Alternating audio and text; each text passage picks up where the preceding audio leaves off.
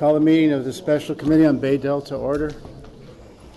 This is an opportunity for members of the public to address the committee on matters within the committee's jurisdiction. Do we have anyone wishing to speak?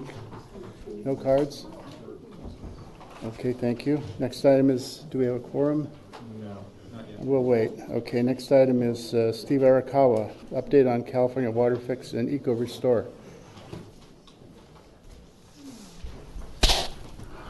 Thank you, Mr. Chairman and members of the committee. Today I'm going to give you an update on activities related to Cal Water Fix.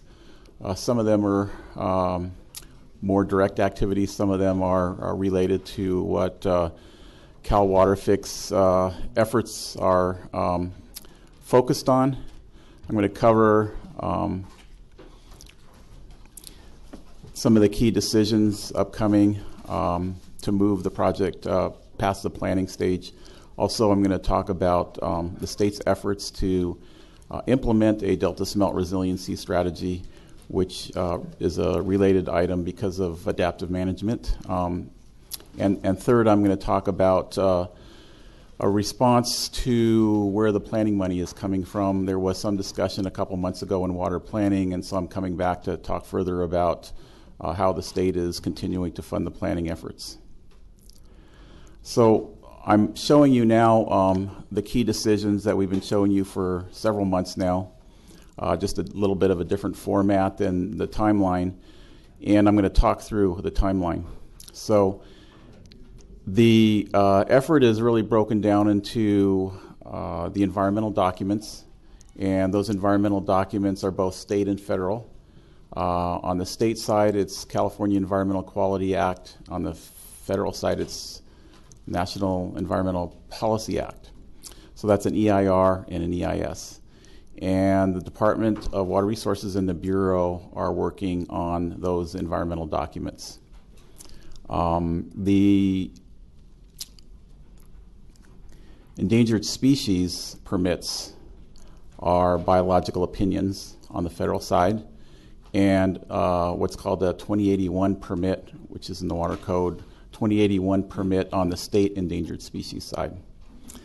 Then there's the water rights for the new points of diversion on the Sacramento River as part of the Cal Water Fix Tunnel Pipeline Project. And that's referred to as a change in point of diversion permit. And I'll be talking in a later agenda item on the status of that effort. And then there's the Corps of Engineers permits, which are really to help support the construction of the project. So let me focus first on the first two bullets, the environmental documents and the endangered species permits. Efforts are really focused on getting both of those completed and trying to get those completed by the end of the year, particularly with the environmental documents. The state is focused on preparing all of the responses to comments that would go into that final environmental impact report and impact statement. So in describing that effort, they've had two public documents that have been out for review and comment. Once was in 2013 and once in 2015 for very extensive periods of review. All of those comments came back, and they are now in the process of developing the written responses to those comments that would become part of the final document. And then once all of that is put together, final documents available, that's the decision-making document for moving forward for purposes of California Environmental Quality Act and NEPA on the federal side, National Environmental Policy Act. So efforts are focused on getting all of that done by this calendar year. And on the federal side, much of the discussion has been between the state and the federal agencies, the timeline for the biological opinions for Delta smelt and salmon. And so those discussions are ongoing. They've talked about a strategy for completing that. They've talked about timelines. And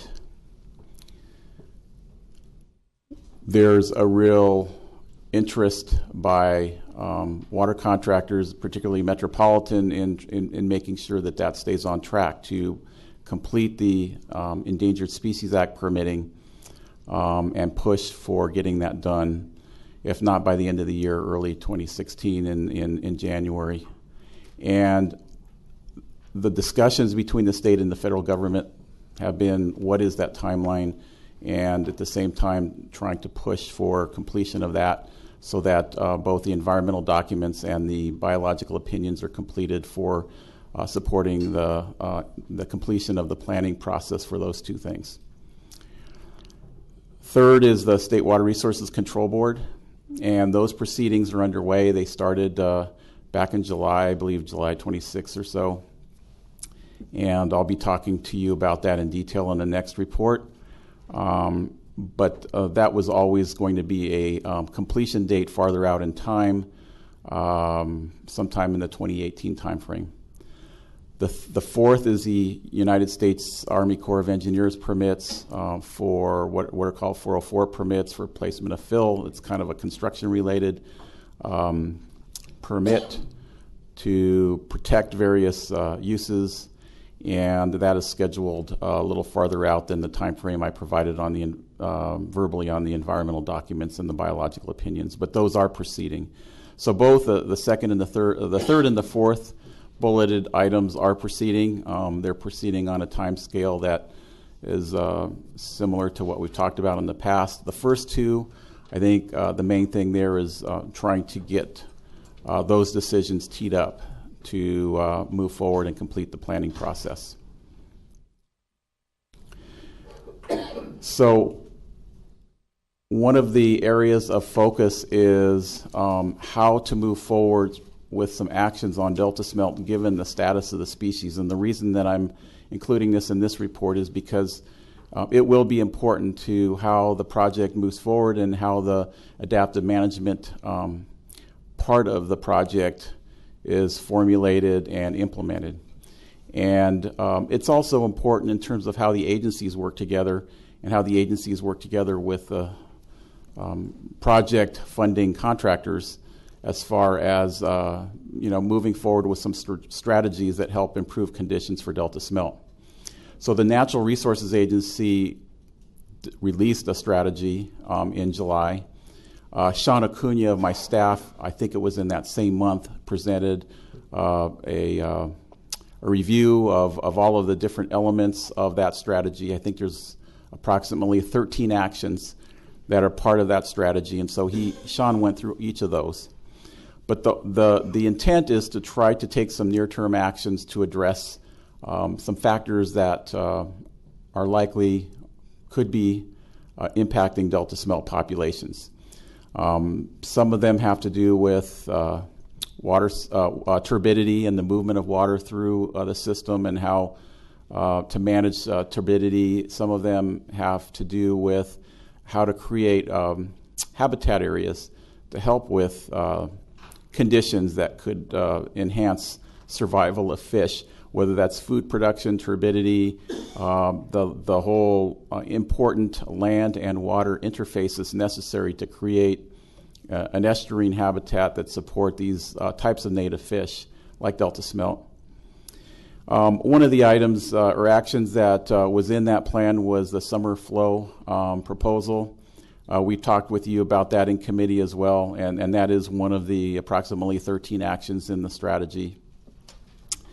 And so the state is continuing to develop a detailed implementation strategy for this. So these are actions that would go forward in the next 2-3 years, but as many as possible in the coming year to help address some of the concerns about Delta smelt and some of the surveys that show, very low numbers in the last year or two. So staff is continuing to work with DWR on this. We've been involved in providing some comments, providing input to the adaptive management strategy for how this all could work. And one of the key things that,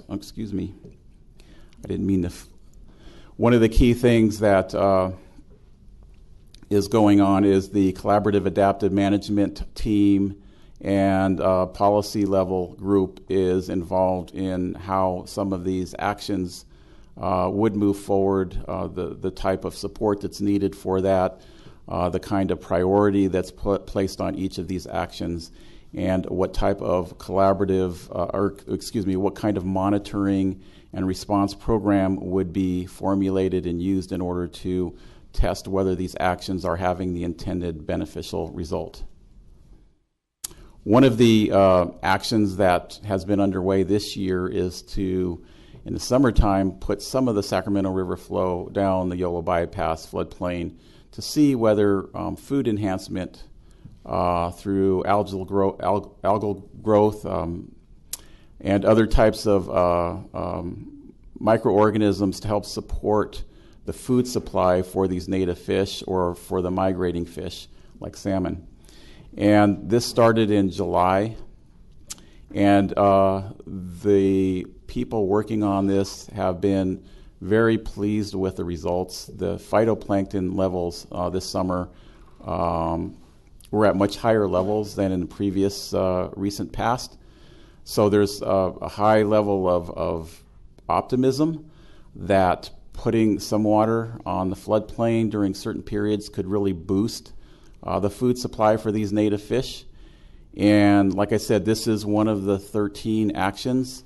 And if food supply could be increased and maybe the floodplain habitat, the floodplain habitat for this food supply provides a more hospitable place in the delta for these fish, then that's a very positive thing. DWR is planning to continue this in the next couple of years, 2017 and 2018, and certainly our staff is very much tied into this action to understand what the next steps are in the next couple of years. I mentioned to you the review of the strategy by the Collaborative Science and Adaptive Management Program, and the reason this is so important is because making the right decisions as the state project is operated, as the Cal Water Fix, an approved Cal Water Fix project is implemented and moves forward, the decision making on adaptive management is going to be key, given that in many areas the science is not completely clear. In some areas it's not clear at all. So having an idea of what to do in order to sort some of that out, to understand what the system is telling us with regard to responses to certain physical conditions, flow conditions, other types of effects that are occurring in the system. And the Collaborative Science and Adaptive Management Policy Group has gotten briefings on all of this. The team is going to be focused on the outflow augmentation in the summertime that we've talked with you about. They're going to be also focused on the reoperation of the Suisun Marsh salinity control gates. So let me explain that a little bit. There were some gates, flow control gates that were constructed in the Suisun Marsh area back in the 1980s.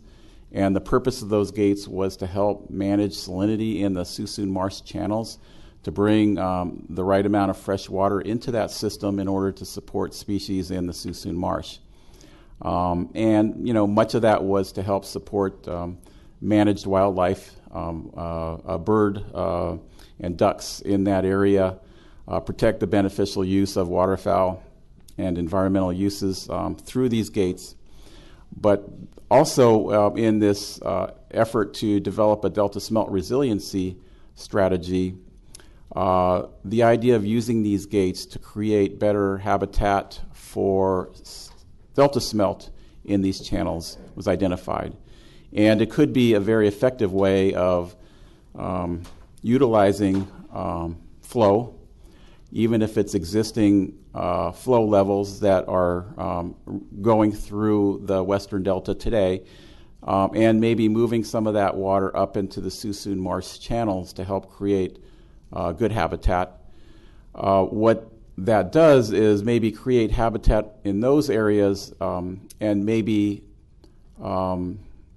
keep some of the fish from going down the Suisun Bay area, which many believe to be a challenge because of some of the water quality contamination issues that could be affecting these fish down in that Suisun Bay area. So it could be a very effective, efficient way of managing freshwater for the species, creating more habitat in areas where there would be a food supply, and so that's the purpose of that particular action. So the collaborative adaptive management process is going to be looking at that action, and then also creating habitat and conditions for delta smelt in the delta, in the Franks Tract area, which is just inside the western delta, kind of in the center. It's an area that was flooded back in the 1930s. It's a very shallow area. Many times when we have the first winter flows in the system in December, the turbidity kind of accumulates in that area in the upper portion of the South Delta or in the Central Delta. And so the idea of creating maybe more better physical habitat in that particular area to help support delta smelt is one of the actions, and doing the feasibility study is the primary focus of that strategy.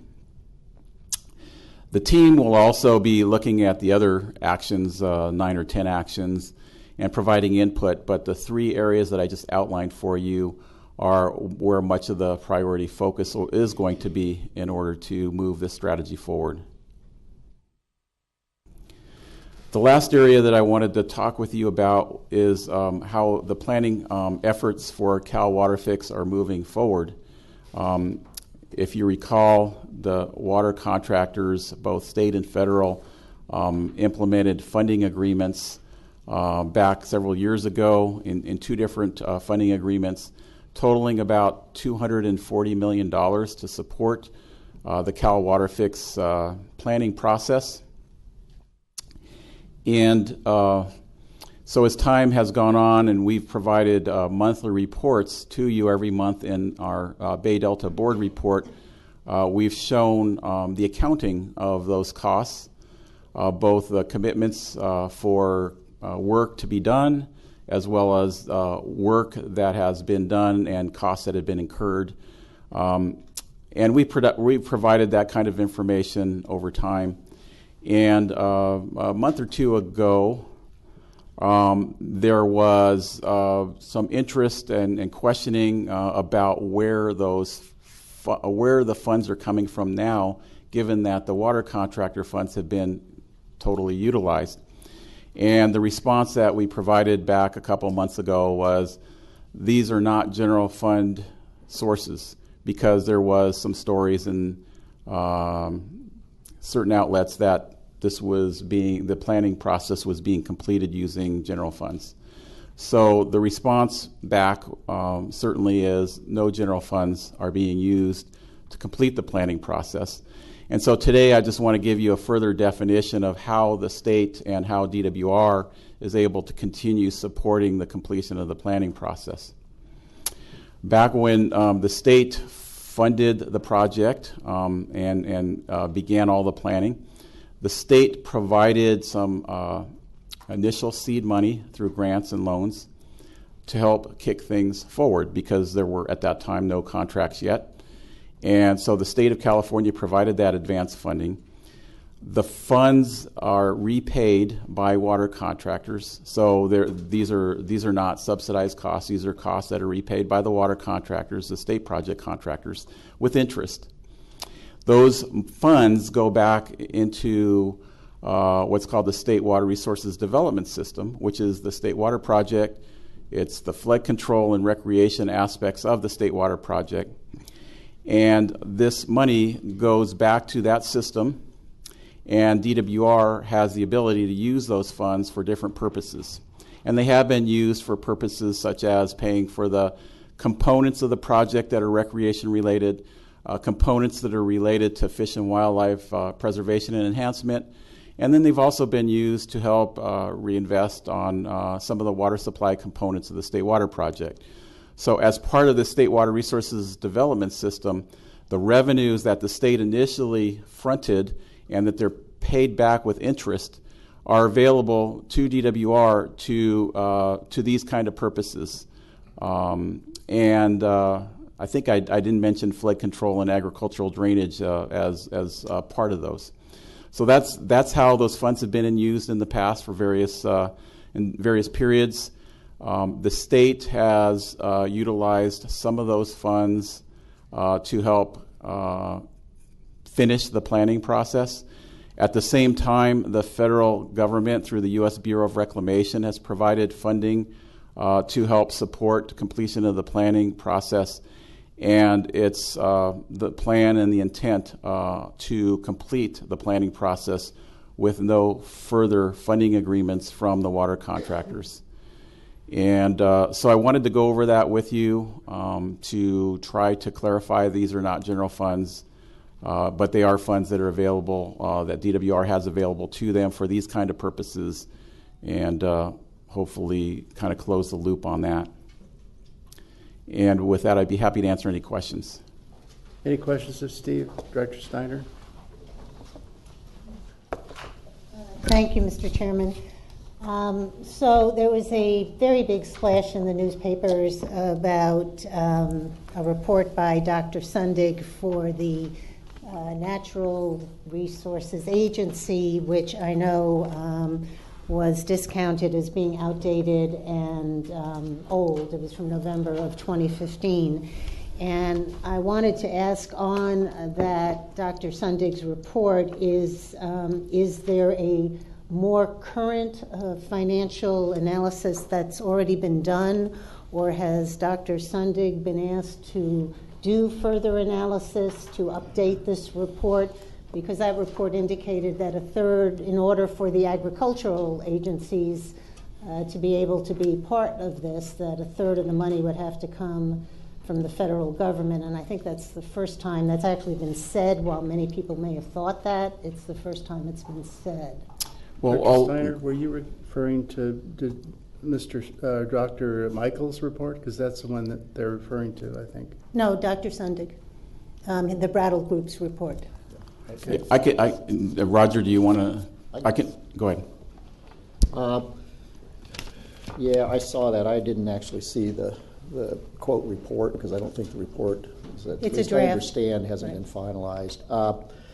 All I would say is I think the state was pretty clear that they're not anticipating, and certainly we're not anticipating, any kind of either state or federal subsidy, which is sort of what the article said, is we're going to need some kind of federal subsidy. That's not what it's anticipated. That hasn't been the game plan from the very, very start. And I don't know exactly what Dr. Sundig is going to be asked to do relative to completing the report. I would guess that would wait until we get the final cost allocation figured out. And then that's what I would do, but I'm not sure what the state's going to do. But I think there is no subsidy envisioned, and it's always been that the contractors, beneficiaries are going to pay, and nothing's changed.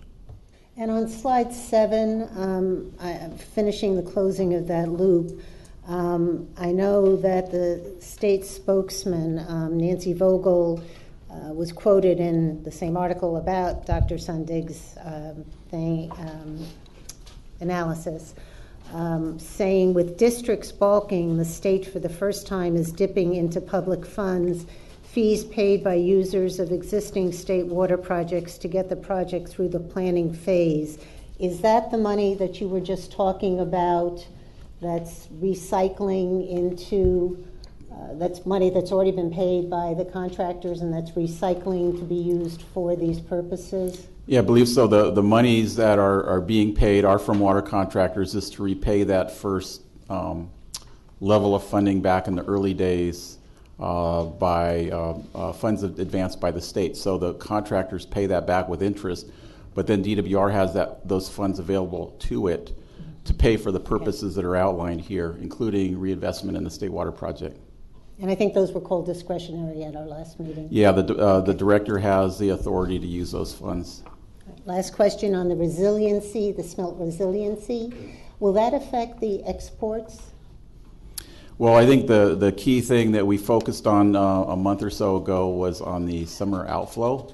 the summer outflow proposal. Many of the other actions are efforts to improve fisheries, but maybe not directly affect project exports. There are some actions that have to do with how fish are sampled down in the screening facilities and how they're managed in putting them back in the system and such. So there's some operational issues, but in terms of water supply type related impacts, the outflow, summer outflow action that we've talked with you about is probably the main one. And so the effort here is to look at what type of outcome is targeted here, the scientific basis for it, and then what kind of monitoring effort would you use in order to test whether it actually has an effect. I think also in terms of project operations, that Montezuma Slough control gate operation is project related. And if there's a way to create those kind of habitat conditions without having to release a significant amount of outflow, that's maybe a prudent measure, because those gates could produce a pretty sizable amount of habitat without having to push out a lot of extra outflow, which may or may not have a beneficial effect, given that it's in Suisun Bay. So, that's probably the main one, is the summer outflow. Thank you. Okay, Director Ackerman. Thank you, Mr. Chairman. Steve, when you were talking, I think slide 3, about the U.S. Fish and Wildlife and that 2081, I think it is, permit. Yes. You kind of indicated there was some hope that we could have that by the end of the year, where I remember in a past meeting that it looked like they were already going to push that off into next year. Yeah, I think that we are pushing to get things all in line, we meaning Metropolitan and some of the other water contractors, but certainly on the state side, having an environmental impact report and a 2081 permit completed by the end of the year. A lot of the discussion has been centered around the federal side, the federal permits, particularly Fish and Wildlife Service, but even now the National Marine Fishery Service for the salmon and the Delta smelt biological opinions. And so they are continuing to discuss that timeline. There's some talk that it would be pushed out a couple months or 3 months. But I think my remarks were intended to convey that there's an interest in getting everything done, including the EIR, EIS, the 2081 permit, and pushing for completion of the biological opinions in a way that decision making could occur sooner rather than later. How successful do you think we'll be? I think that one of the key... I looked at Roger. Yeah. I can start, and then Roger can correct me or add to it. But I think one of the efforts is kind of a process thing. It's portions of the biological opinion would go to the science review panel, and then they would take that into account in terms of making a final decision. And so there's, how that process works, how much time it takes, I think is critical to the timing of the ultimate approval. I wouldn't guarantee that it would occur within the end of the year or early January, but we're doing everything we can to look at all options to do that.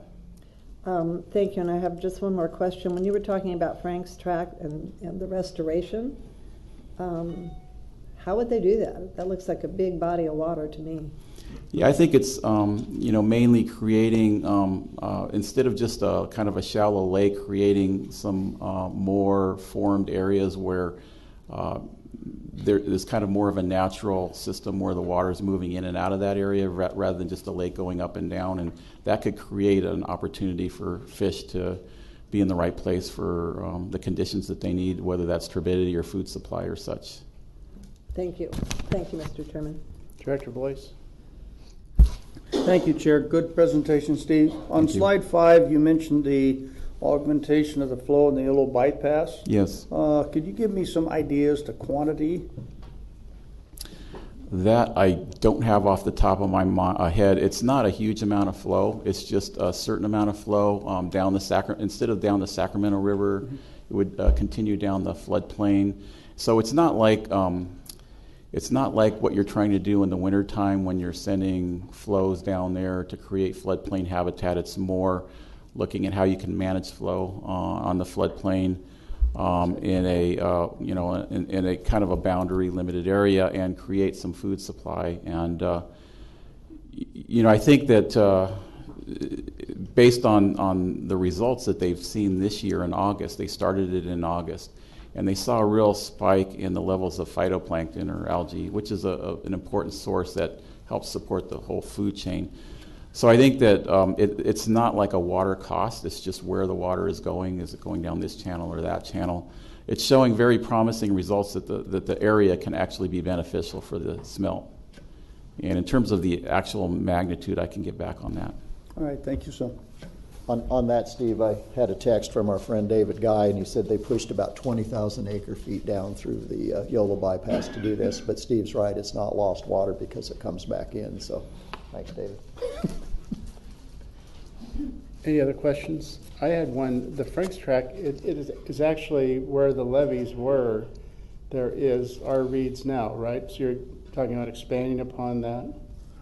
Yeah, some of where some of the ancient, some of the old forms of the levees. I'm just reformulating some of those areas and creating conditions that may be better for fish rather than just that shallow open water. I think this is very exciting, especially what we heard from Mr. Lundgren and others this morning about using the bypass for smelt as well as salmon. Thank you. Okay, let's go to the minutes since we now have a quorum. Can I have a motion to approve the minutes? Moved. Moved. Is there a second? Okay, please vote. I want to thank Director Pasquette for showing up. You were needed badly. I like it. Yeah.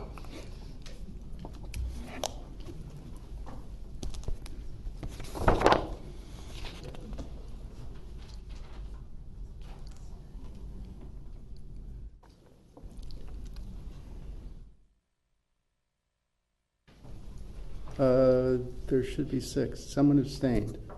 I did. I wasn't here last time. Okay, then does not. Council? Yeah, council majority. Okay, great. Thank you. Thank you. Okay, so next item is update on State Water Resources Control Board proceedings on California Water Fix. Steve Arakawa again.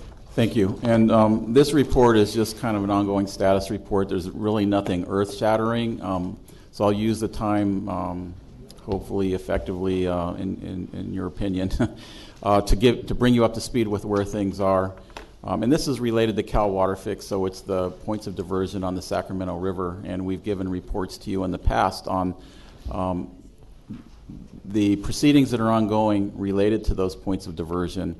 And it's really looking at what kind of effects does it have on other water right holders and what kind of effects does it have on fish and wildlife.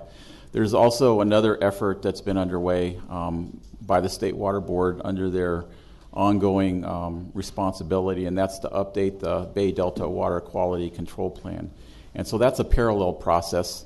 And they're continuing to move down the road of updating that plan and determining whether any changes in the objectives and then ultimately the standards that are controlled by water rights decisions, whether there's any need to update things. So I just want to distinguish between these two areas. In the end, on the second one, the Water Quality Control Plan, the state has the jurisdiction. They've been delegated to handle those issues as it relates to water quality. And that's under the Clean Water Act on the federal side, but it's being done under the state's Porter Cologne Act. And it establishes the requirements to protect the different formally designated beneficial uses. Those uses are agricultural use, fish and wildlife, and agriculture. And so the purpose of my update today is to bring you up to speed with the ongoing points of diversion proceedings that started in July. So just a little history, the state and the Bureau filed the petition in August of 2015, over a year ago. And they've been in what's called Part 1 of that proceeding. And there's going to be a Part 2 that would start after the environmental documents are approved and after the biological opinions are approved.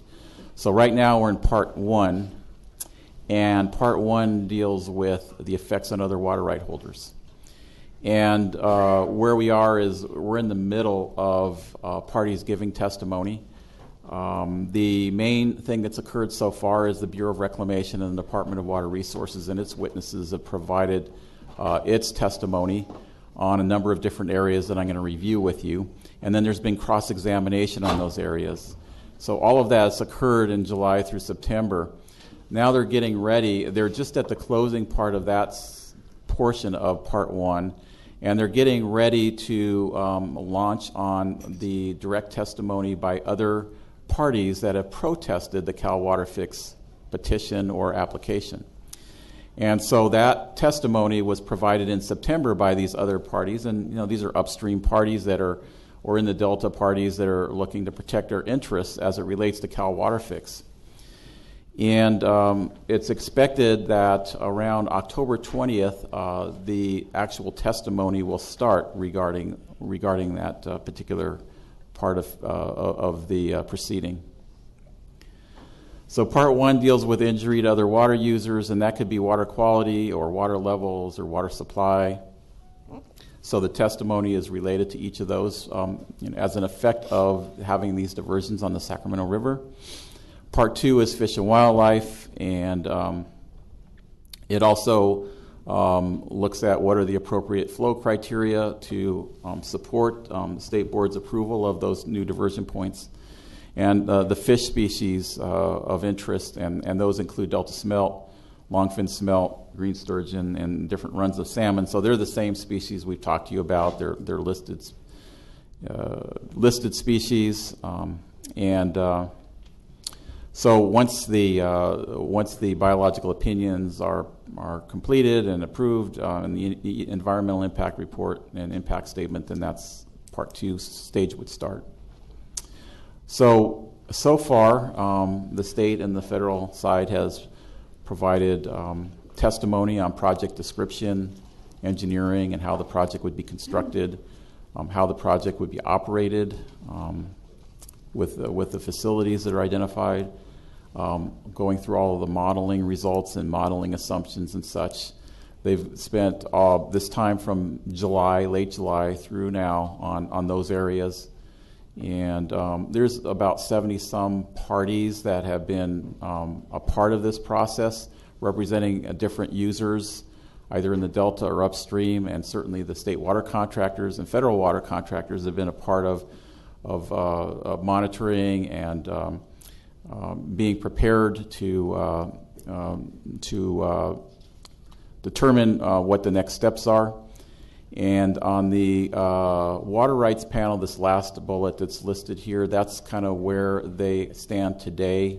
They started that last week, and it's likely they're going to finish the water rights panel this week, and that would kind of close out the direct testimony and cross-examination for each of the areas that are part of this Part 1.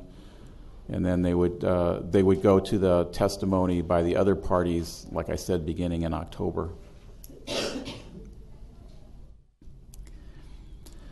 So these witnesses by the department, many of them by the Department of Water Resources, some by the Federal Bureau of Reclamation. There was multiple days of questioning.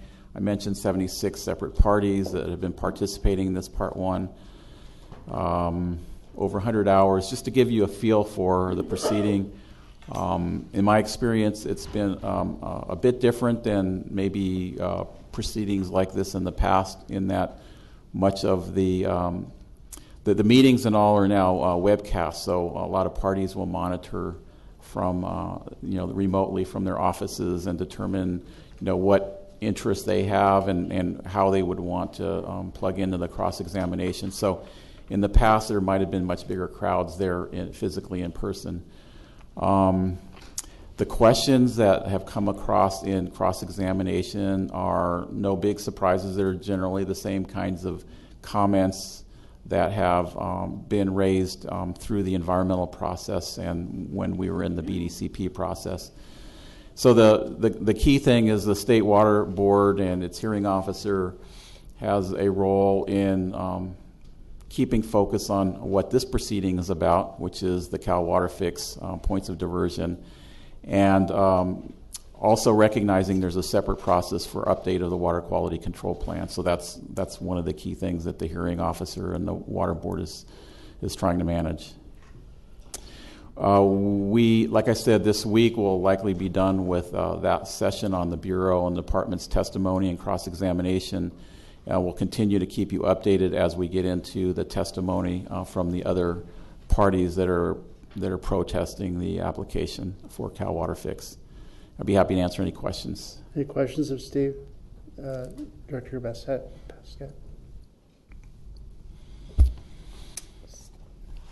Steve, on slide 4, I think it was slide 4, there we go, you listed the injury to other water users. And so some of us move up and down the state quite a bit. Some of us don't. And I've heard multiple times in different forums that the water quality and water levels are one of the biggest concerns for where the intake structure is located in the diversion. And so I was wondering if we've provided comments formally on those topics, or if you have a good response for those of us who move around and get asked these questions sometimes. Yeah, so when the project was formulated, the State Water Board has the responsibility to protect these different beneficial uses. And so what they do is they set levels of protection. So let's say it's water quality, what's needed to protect Delta agriculture, what's needed to protect fish and wildlife and such.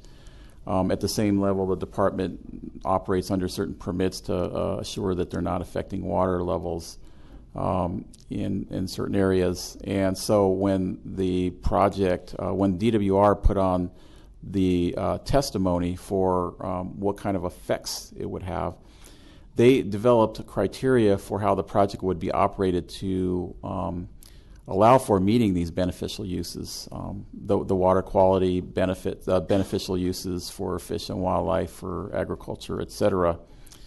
And when they analyzed it, they did modeling runs. They produced results on what the water levels are, what the water quality would be as a result of operating these new intakes. And that all was produced and put into to the record. And all of this information coming from the two parties, the Bureau and the Department of Water Resources. So the other parties, their interest would be, okay, if water is going through a tunnel facility, what does that do just downstream of those intakes? And so the department had to take that into account when they formulated the project. They needed to make sure that when certain flow levels were occurring in the Sacramento River, they weren't diverting any more than the level that could still protect those beneficial uses. Similarly with water levels. And so a lot of these questions are related to operations, but then there's the construction aspect.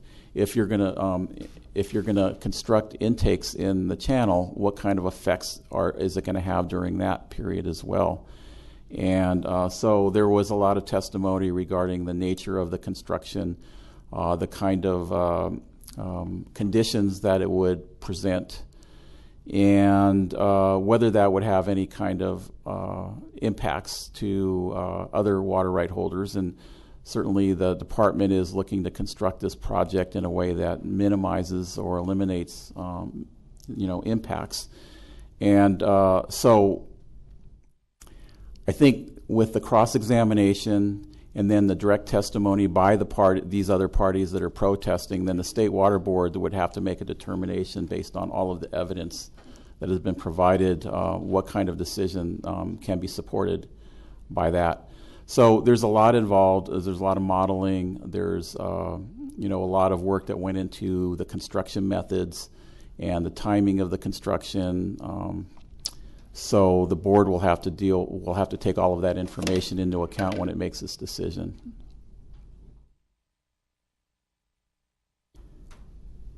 Any other questions of Steve? Okay, seeing none. Thank you, Steve.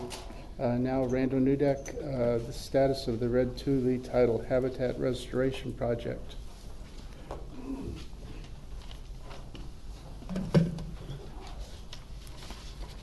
Thank you, Mr. Chairman, members of the committee. Happy to announce today that the state and federal contractor water agency and their partner, Westerfeld Ecological Services, and in cooperation with the Department of Water Resources and numerous other state and federal agencies, had a groundbreaking ceremony last week on this Tule Red Habitat Restoration Project. It's the first project under the California Eco Restore program.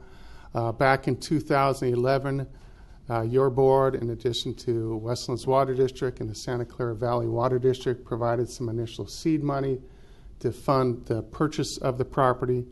That seed money will be reimbursed and then reimbursed by the Department of Water Resources and then spread out among all the contractors. And this project meets a portion of the habitat requirements under that 2008 U.S. Fish and Wildlife Service Delta Smelt biological opinion. So the project's located in the Sassoon Marsh, kind of west, just west of the Sacramento Delta. The Sassoon Marsh, that darker green area, is about 70,000 acres. It's mainly made up of duck clubs. I think there's 152 duck clubs in the area, and they're all diked wetlands, managed diked wetlands in that area. So Tule Red is on the border there. You can see right on Grizzly Bay. And a little closer picture here. The actual total property, if you look at the yellow and that dashed yellow line, is about 2,000 acres. The land portion is about 378 acres. We're also able to get a little bit of those, that green area or that green outline area to the right there is Department of Fish and Wildlife land. We are able to incorporate that into the habitat as well to make 400 acres of new wetlands as part of the proposal. And you see the goal here is to take it from these diked wetlands. What they do on a duck club is they'll bring in water during second week of October, flood it up and keep that water through February. And what they're going to do here is change that operational pattern. You can see the large channel in the back of the property there, and these so-called tree-like channels off of that are dendritic channels.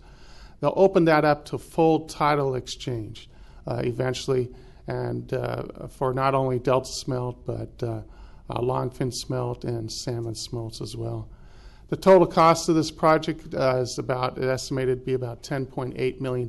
That's land purchase, planning, design, and construction. Overall, we're actually going to get, the state is going to give 600 acres of credit underneath. So it's 400 acres of new wetlands. And because of the food production from coming off those lands that will go in the front of the property there on Grizzly Bay, they're going to give another 200 acres of enhanced habitat. The timeline right now is that state and federal contractors have gotten all the permits for the project. The groundbreaking, like I said, was last week. Construction started last week. That construction will go through the next year or two. And likely they're going to breach that levee probably in 2018. This chart gives us a little leeway there as well. Just compare it to other projects that the department is looking at and is trying to implement right now. It's the state and federal contractors who are on the lead of this project. You can see it's fairly competitive. In fact, one of the lower ones there. In addition, remember I said you provided some initial funding in 2011. So this project's taken about 6 years to complete, but this has actually been, like I said, one of the first, if not, it has been the first project that's completed or almost completed to date. There's a number of benefits to the project. The one I like to look at is that fourth bullet there. It really improves, especially in this area, Sassoon Bay, it really improves the habitat and food availability for the Delta smelt, the longfin smelt, and the little salmon smolts that are coming down the river. So not only the food, but the habitat as well. On the back side of this Tule Red Properties, there's also 16,000 acres of fish and wildlife land that could be easily expandable. And there's other lands in the Delta as well. You know, one of the things is being one of the first projects out of the chute, it's a learning experience.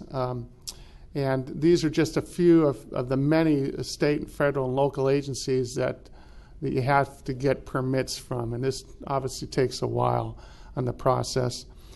At the groundbreaking ceremony, this was a poster board that was out there of all the agencies that were not only participated in the process somehow, and you can see the Metropolitan logo there in the middle. What I like to do, one more slide here, is in addition to this, under the Cal Eco Restore program, you can see some of the other projects, about 18 other projects they have listed, not just habitat restoration, but fish passage improvement projects.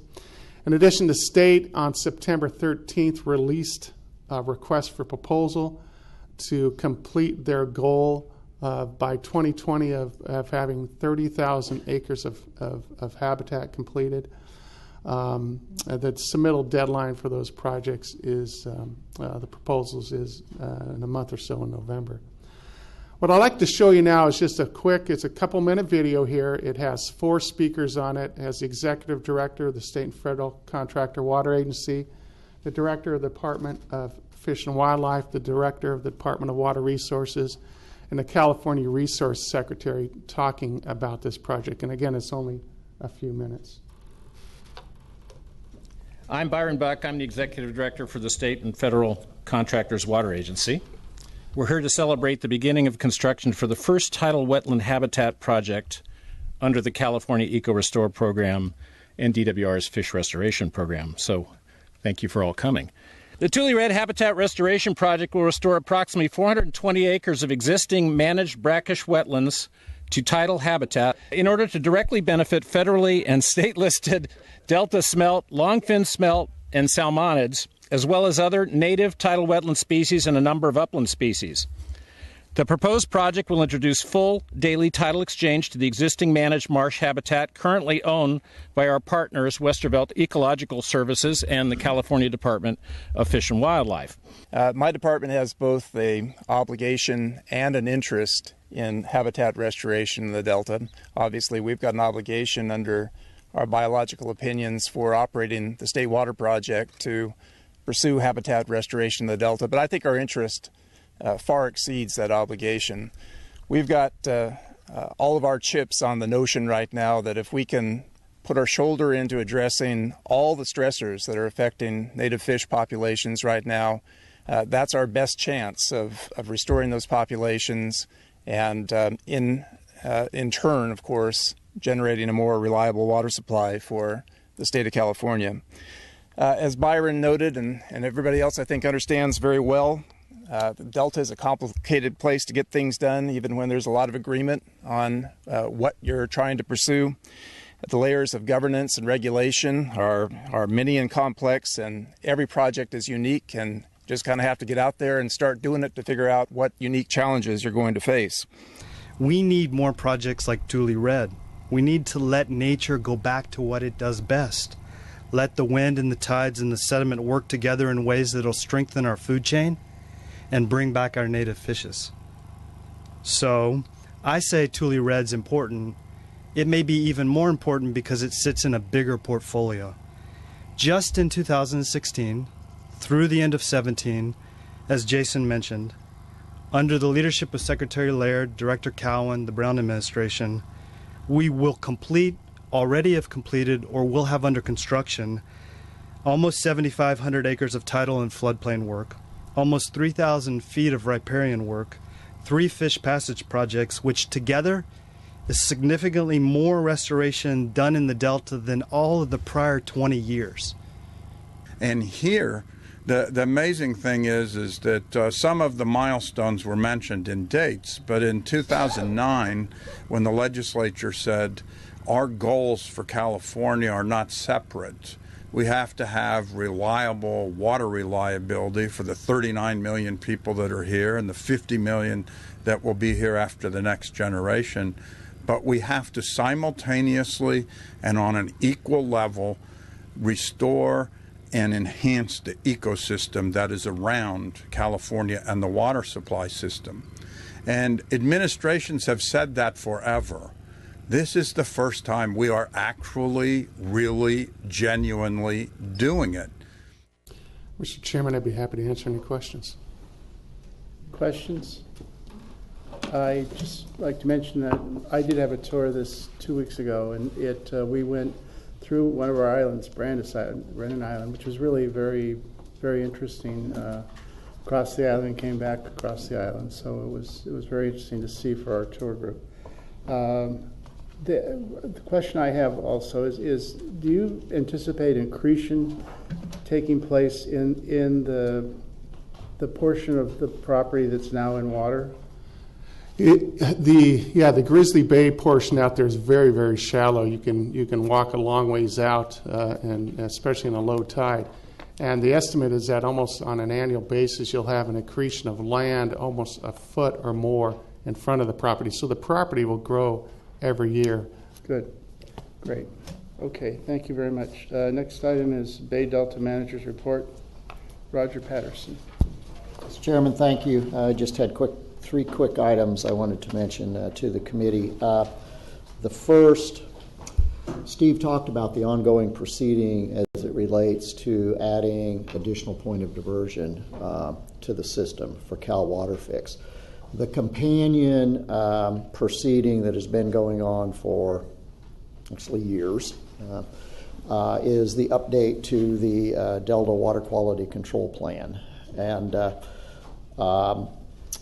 last Monday, Governor Brown actually sent out a short one-page letter to the state board that essentially said this thing is dragging on too long and becoming overly protracted, and I am directing the Resources Agency, John Laird and his staff, to work with the state board on voluntary settlements to see if we can put together agreements that the state board could look at and potentially adopt as a package for updating the water quality control plan. This was mentioned earlier by Bryce Lundberg and David Guy in the proceeding that's been going. We've done some of these in the past. I would say the most recent one is probably the Yuba Accord, where you have multiple parts that come together to do things for the fishery, both flow and non-flow kinds of issues. To the degree entities like Metropolitan have been able to get some additional water supplies out of those, we've always put money into it, and that money's been reinvested back into the system. So obviously an update of a watershed issue is a lot bigger than Yuba Accord, but essentially the governor is pushing for that. And so some of us have been having conversations along those lines for the last year or so that this is probably a path that we ought to figure out how to pursue, but it is pretty daunting to think about taking the watershed on that way. But the governor's basically said, let's give that a shot. So that's coming down the pike. The two other things, Tule Red is a great project. I'm pleased that our board had the foresight to invest in that early on, and it's actually moved at rocket speed, being there in less than 6 years, which is hard to imagine. We're going to break ground, or actually we're going to do dedication next Thursday on what's called the Wallace Weir. David Guy talked about the Yola Bypass, but Yola Bypass is really a great opportunity area for fish, and this thing is a century-old weir that they board it up, and the floodwaters usually will take it out, and we get fish that stray. So we'll get salmon that go into places that they shouldn't be. So one of the projects under the National Marine Fisheries Service biological opinion is to modernize this weir so it'll actually stay there when we have a flood. And it's a great partnership. The state actually contracted with the local reclamation district to do the work. They've done that in pretty quick order, and so there will be a dedication that Metropolitan's invited to participate in next Thursday. So pretty exciting. Last, cost allocation. Good progress is being made. I'm thinking by the end of next month we'll have a proposal that we can start taking out and talking to policy level folks about. So we'll see. It's obviously a difficult issue, and it takes in all of these what can folks afford to pay kinds of issues at the same time. So that's where the rubber will meet the road. So I'm thinking we'll have a proposal by the end of October that we can start talking about then. At least that's my hope. So it's my update. Any questions for Fern? Thank you. On the cost allocation, you're talking both about the federal state cost allocation and then the state contractor allocation? I'm talking about the whole thing, yes. They're trying to take it on as the split between the projects, and then they further down, trickle down to the various contractors and what each contractor would pay on the CVP and on the state water project. Well, that's good news. Thank you. Any other questions? Go ahead, Director Pasquette. So, Roger, when you get to a point where you can talk about it, is the process that you bring it to committee and we discuss it in November? Is that what you're thinking?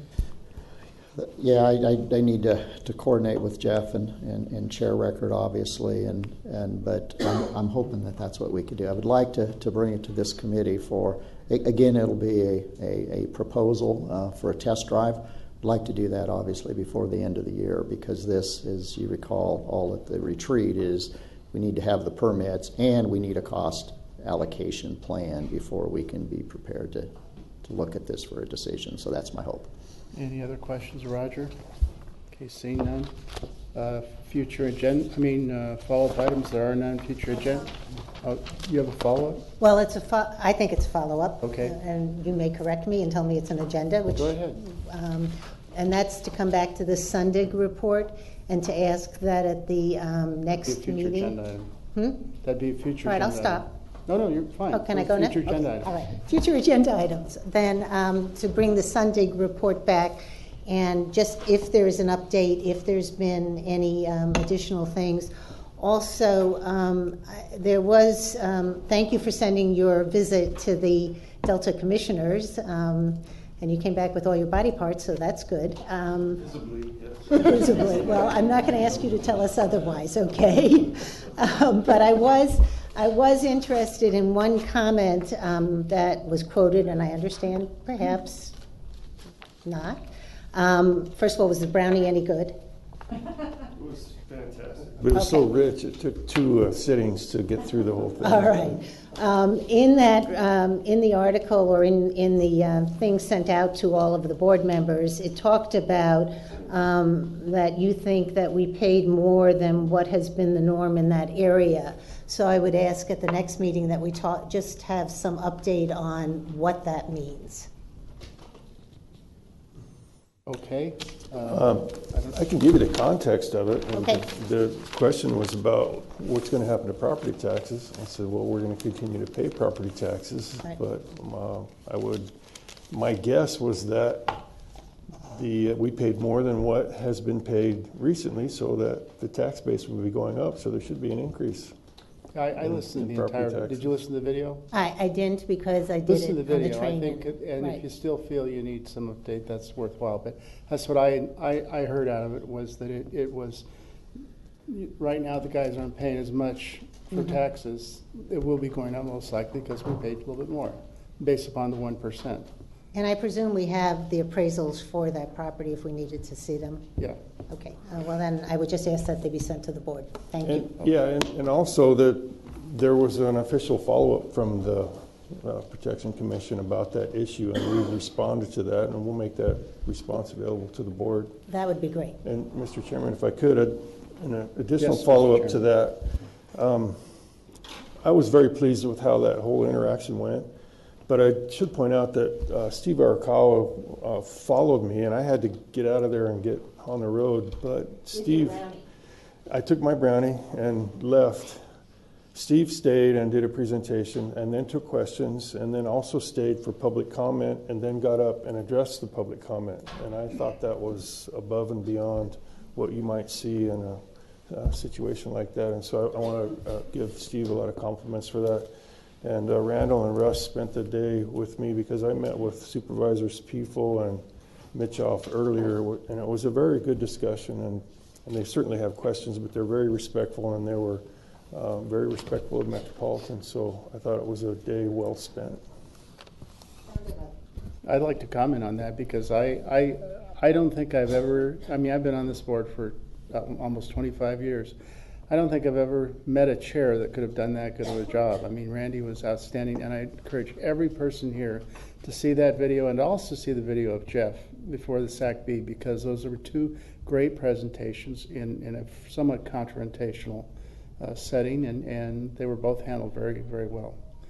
So with that being said, there's no other questions.